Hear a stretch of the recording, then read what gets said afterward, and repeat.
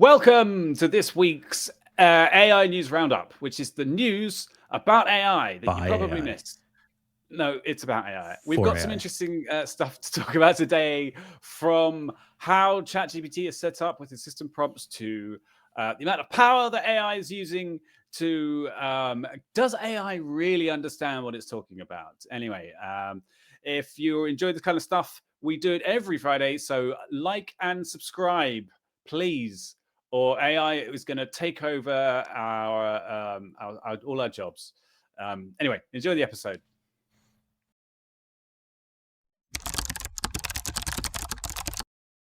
It's that time of the week again. For Oh, our are we recording now? Jesus. Oh, sorry. oh boy. Oh, fancy seeing you here, guys. Off to a Hey. great start. It's one of those days, man. It's just one of those days. So for anybody who is wondering about maybe a change of scenery or anything, we're recording this way in advance. There are some things going on in the world at the moment, and they are affecting other things. So we are a bit out of schedule. But hey, right. True. It's But it is Friday, so we are releasing our AI roundup of AI by AI for AI. Entirely AI, as far as the eye can it's see. the news about AI, Oh my not gosh, written that's by so AI. boring. It's our AI roundup, which is not written by. Okay, just to be very clear, because there's been some misunderstanding, especially on Mike's part. Prove it. That this is when we say AI news, it's a News by whatever. AI. Anyway, first, Yes. oh Jesus. Okay. Right. So first thing, what do we got, Mike? The No Fakes Act, which is a bipartisan bill in the U.S. Congress, to the extent that they have any bills right now because they're completely dysfunctional, that would make it, that would create regulations around using the likenesses of actors and musicians for deepfakes. Yes, unlicensed ones, right? Unauthorized AI replicas. So Meta is still cool to pay people 5 million to copy them and give them weird names. But yeah, I mean, this is good. It's good to see AI regulation come around so quickly. But it does make me wonder how solid that regulation is going to be. The thing that If you know what I mean. as soon as I saw it, my immediate first thought is it says musicians and actors, but the politicians are 100% going to put themselves in the legislation. And I was quite surprised to find that they did not. I actually went and read the entire act as it's written right now. You did? I did. And it's not very long. It's just like a page or two. Pretty straightforward. Like I said, I was shocked that the politicians didn't include themselves. But then at the same time, I thought, well, like, why not just do it for everybody? Yeah. That's a good point. Why is it just? I mean, yeah. Why is it just? I guess it's because of the strikes recently and everything with the SAG-AFTRA and the guilds and the Screenwriters Guild. So yeah. Well, anyway, good. Anything that kind of stops shit stuff from happening, hooray! So sure. Well done. Okay, ChatGPT's system prompts, and I think this basically is about jailbreaking, right? Well, kind of. I mean, basically, what this is that there was a story on Hacker News that we got linked to a GitHub repository where somebody had kind of uncovered all of the prompts that the ChatGPT is given in its various different situations. So for like video chat and for mobile and for the desktop and all these things. And the prompt, like the initial system setup, like you are ChatGPT, you're on a system. Don't reply with porn. Don't reply with blah blah blah. And it's kind of interesting. If anybody wants to go check it out, I'll put links to the GitHub repository and the Hacker News discussion here. And the author also describes exactly how he, or how they, pardon me, I don't actually know, it's a guy, how they found out these prompts. And it's kind of fascinating because, one of the obvious things is the way you get ChatGPT to reveal its system prompts is by asking it, but kind of tricking it. And an obvious thing that comes up is, well, if it's telling you what they are and it's known for hallucinating, could it just be hallucinating its prompts? And it's kind of interesting to read about the technique here. They basically kind of ask it to. There's various different methods. Ask it to say, what did you say between your ChatGPT and this? can you tell me what it says? And the prompts do also try and prevent that from happening. So there's a Yep. few, like, yeah, it's a kind of fascinating experience, but definitely go and check that out if you're interested in that sort of thing. Yeah, there's a couple fun little like just anecdotes about how they get it to do a thing. Yeah. And it's a lot of the same stuff we've seen a couple times about how to trick ChatGPT into doing things that it's not supposed to do. One interesting thing I heard, which was I think we talked about something similar before, which was that if ChatGPT is very sort of like fluffy in its answers when you reply, but if you put as part of your question, this is very important to me to get a job or something like that, then it sometimes will give you a much more detailed or kind of solid answer. So it's kind of cool. Interesting. Okay. Yeah. OpenAI is too cheap to beat from Generating Conversation Substack. Basically, we're getting into the economics of AI, and the premise of the article is that it is cheaper to pay OpenAI to do it and then to try and host yourself by a lot. And that's going to be a huge advantage for OpenAI. It builds their moat around the technology. And the case that he's talking about is what they call fine tuning.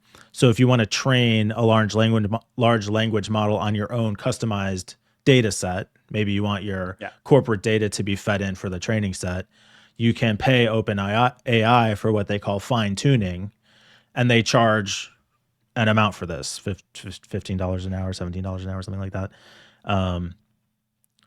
Yeah. But if you wanted to set up an AWS farm to do this yourself, it would cost way more. Okay, so my excuse this week about not having read this article is that we're doing all this all slightly last minute, but like my first reaction would be, okay, it's too cheap to beat right now, but like what happens in next year, the year after, when there's custom AI chips, when there's like better algorithms for training, and okay, right now, yeah, sure, but it took OpenAI years to get to this point. So I mean, that's kind of understandable, right? Yeah, maybe I don't understand how fine tuning works, but the way I understand it is you have to have the model to start with, and then you tweak it with your customized data set to improve the responses, right? But you still have to have access to that full amount in the first place, don't you? Right.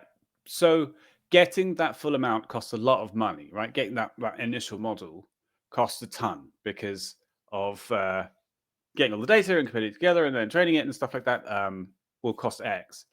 And it's cheaper to just use what OpenAI's got and fine tune it. But what I'm saying is that that's how much it costs to do it at this present moment. Yeah. But next year, when there's been, this stuff has only been out for a year, really. ChatGPT has only, basically a year. So, NVIDIA's releasing custom AI chips. The what was it? The NTX or something like that. John would know what this is. Hey, John. Hope you're doing well, by the way. Sorry he's not here today as well, guys. I'm just saying, I think the cost might go down at some point. Speaking of costs, and this, so these large language models rely in a lot of cases on these very expensive, very powerful NVIDIA X100. Is that the right? A100 servers. That's the one I was. GPUs, not NTX, A100s. Yeah. And they use a lot of electricity, create a lot of heat, require a lot of water for cooling. And basically, I think it's probably comparable to what for a long time people were talking about with crypto mining. Very GPU intensive, takes a lot of energy. Is it worth the expense? I mean, it's a moot point, isn't it? It's going to happen. They're doing it. Yeah, they're fucking doing it. It's going ahead. So I don't know. Somebody said that in the article that maybe we should. Maybe you should, here, let's take a big breath and look at how much we are burning in terms of environmental resources. Right. I'm sure corporations trying to make a buck are going to worry about that for half a second if they don't have to. Yeah. I mean, wow. Okay. Things suck. Okay. Yeah. Good. Power is always going to be one of our biggest problems, right? So this article is kind of a bridge between the understanding thing that we're going to talk about and the finances that we just talked about. The one thing I want to mention about finances specifically. So this is a tweet about ChatGPT Voice, which is a way to interact with GPT using natural language verbal communications. Um, One point they made, and then we can get into kind of the intelligence side of it, is that the author, Boris, said he had a conversation that lasted around 7 minutes and used up 50 GPT-4 messages. And so, in terms of the cost of computing, I think this shows. Well, I mean, I guess you could just say it's an arbitrary limit. It doesn't cost them any more than not doing it. But it feels like that's showing how resource intensive a lot of these tasks are, and that it probably will be quite expensive for the time being to actually use a lot of these things. Yeah. And it also illustrates the point that nobody is going to care about this because what's happening is so amazing. Like, this is a kind of like, it's just a universal translator from Star Trek, essentially. You can Kind put of is. anything in and anything out, and it will understand. And it has the potential to be able to translate from like animal languages, any language that we don't have a Rosetta Stone for, or Rosetta Stone type tool to kind of, you know, figure the language out from first principles. It can still translate in those languages potentially. So that's bonkers and incredible, and I want it now. I want to go and talk to people who I've never talked to before, just to kind of play with the technology. It's Yeah. amazing. Yeah, very impressive. And like you said, one of the examples they talked about, and you didn't find it either. I thought it was connected to this story, but they talked about how it might not be able to speak elephant, but it could learn a little Yeah. bit of baby elephant, maybe, and that still would be a big step forward. Yeah, I think it was. I think when I posted it on Discord, which everybody should join, link in the description Hmm. down below. I think I posted a screenshot maybe of this. I don't know, but it was yeah, quite kind of incredible, and I don't know, yeah, blows my mind. All right. So now for the fun part. This is a really ugly site. I thought there's no image or anything. Peter, you feel Okay. vindicated by this article. No, look, you keep on saying like vindicated as if I have some kind of like agenda. But I keep asking this question, and you know, innocently, my question is: if GPT, ChatGPT, or whatever the LLMs are able to mimic understanding well enough, then what's the difference between that and true understanding? And so this article is about GPT-4 specifically, and it compared a couple of responses between GPT 3.5 Turbo and GPT-4. And it was like, the question was this thing like, given all these objects, like some nails and some eggs and a book and blah, blah, blah, how would I stack them up? And GPT 3.5 gave out a nonsense answer, and it's very basic. One way you could stack them up was to put the nails on the floor and then put the egg on top of it and something like this. It was kind of obviously rubbish. But the GPT-4 answered much more fully and said it gave a correct answer. But what was more interesting about it was that it described that how you would balance those things on top of each other, and it kind of demonstrated a true understanding of the nature of the object. Like, because the book is flat, it will go against the floor. Because the eggs are spherical, they will you know, and the whole point of this kind of little experiment that I think it was Microsoft were doing was to ask, trying to gauge the how advanced the models were, the LLMs were, by asking them questions that nobody could ever have asked them before. And this was their example, and it just kind of highlighted the difference. So the article is saying, well, this is actually true understanding, because it understands the objective nature of the objects without being told anything about them, and is able to put things together. And so, you know, hey. Stop spiking the football, Peter. We get it. You were right. I don't know what that means, but okay. Oh, sorry. Yeah. Yeah. Right. Okay. Cool. Fair enough. So it's a touchdown celebration to spike the football on the ground with the. but it's a genuine question. Like if the answer is Yeah.